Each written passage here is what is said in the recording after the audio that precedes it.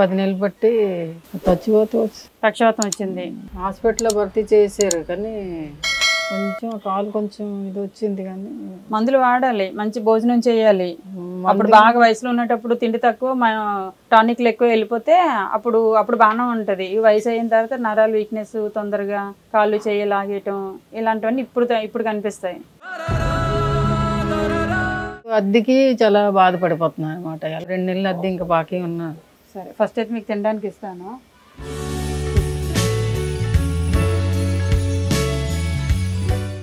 నీకోసమే హాస్పిటల్కి వెళ్ళు, ఏదైనా చెకప్ చేయించుకో. తాగడానికి గట్ట వెళ్ళిపోతావా? ఎందుకు ఏడుస్తున్నావు ఇప్పుడు? ఏమైంది? ఎందుకు బాధ? అందుకనే ఆరోగ్యం, వయసు ఉన్నటప్పుడు మంచి పనులకి, కష్టపడి పని చేయడానికి ఇష్టపడాలి. మంచి వాళ్ళకి కూడా ఇలాంటి పరిస్థితి రావచ్చు. అలాగని అందరూ ఒకేలా ఉంటారని ఏమీ కాదులే.